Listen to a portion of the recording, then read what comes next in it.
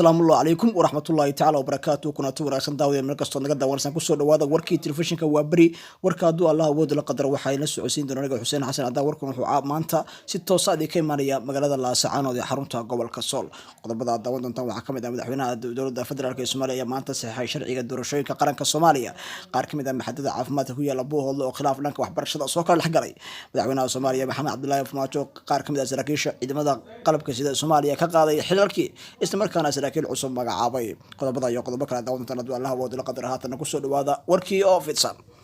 مدحونا الصومالية محمد عبد الله فرماجة يا مانتا صحيح شرعي الدروشين كقرنك بقديش فبراير لباتن يكودي لبدا كون لباتن كان مدحونا جمهورية فدرالك الصومالية محمد عبد الله فرماجة كقيب قلي مناسبة حرتان كقلا فدي الحاد برلمانكا فدرالك الصومالية أي مدشة كصحيح شرعي الدروشين كأصلق وها قدي سعودك دقمراضية الدلكا مدحونا أيه bogaadinayay khibradihii isla markaana ay ka soo jeediyeen qaar kamid ah baarlamaanka Soomaaliya isla markaana sheegay doodii miro dhal ah isla markaana la galiyay buuri oo soo bilaaban doonta heshiiskii Baydhabo Janaayo isla markaana 2018 iyadoona hanaanka daafurka lagu ansixin doono buuri intaasi muujinaysa buuri si ay ugu go'an tahay dawladnimada in sharciga uu noqdo mid tarjumaya higsi iyo himilo shacabka Soomaaliyeed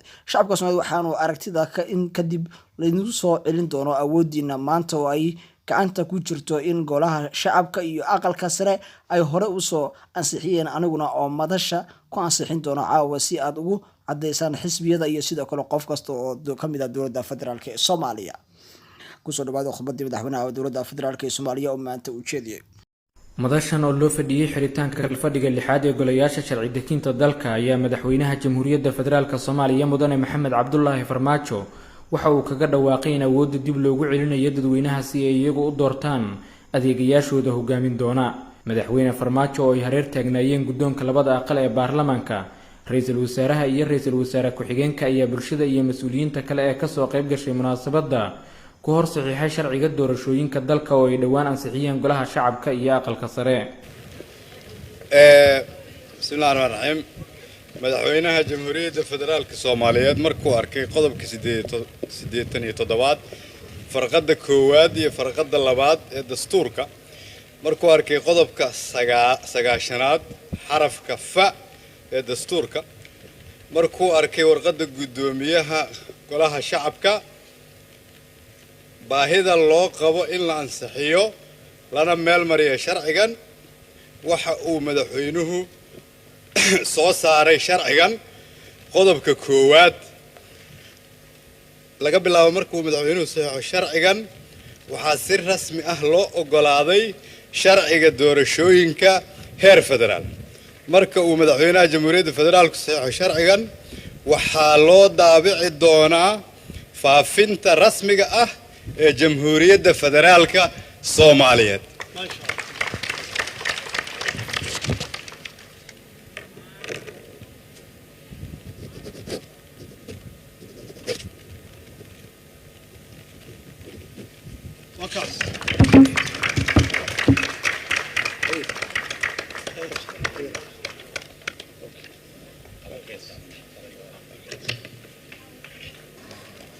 shacabka Soomaaliyeed waad aragtaan in dib lidinku soo celiyay awoodiinii in gacanta ladin soo galiyay in golaha shacabka aqalka sare labadaba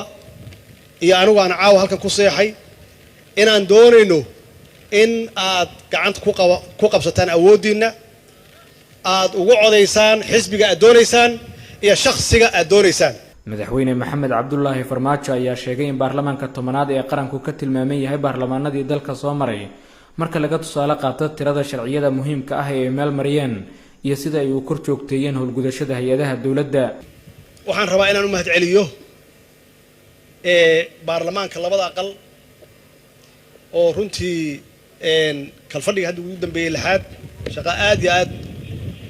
runtii loogu baahan yahay oo muuqda u qabtay khaasatan aan wax ka sii raahdo baarlamaankan 10aad anigu waxaan aaminsanahay inaad ka duwan tihiin kii 9aad iyo 8aad iyo kuwii ka horeeyay waxa uga duwan tihiin runtii waxa qayb ka tihiin ama aad hormood ka tihiin xasilinta iyo deganaanshaha dowladnimo. waxay ka fogaadeen wax alla wixii dhibaato u keeni karay dowladnimada iyo ama dib u dhac u keeni karay. waxaad arkaysaan oo leeyahay waa la qabtay, waxay ka ahaayeen hormood ayay ka ahaayeen, horseed ayay ka ahaayeen. la'aantood deganaashahooda iyo xasiloonadooda iyo wada shaqayn la'aantoodana wixii la qabtay lama qabteen. marka waxaan leeyahay aad iyo aad u mahadsantihiin. tan labaad, wada shaqaynta dowladda dhexdeeda ah.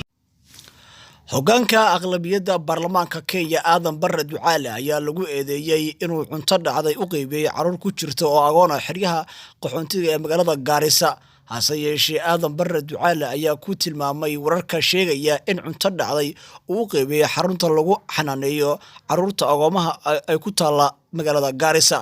sidoo kale waxa ay wararku intaa sheegayaan in Aadan Barre Ducaale uu sheegay inaan gabi ahaanba wararka la saddex maraya aysan waxba ka jirin, isla markaana uusan wax cunto dhacday u qaybin carruur agoomo ku jira magaalada Gaarisa ee dalkaasi Kenya. diyaarad Kenya leedahay oo joojisay duulimaadyadii Muqdisho.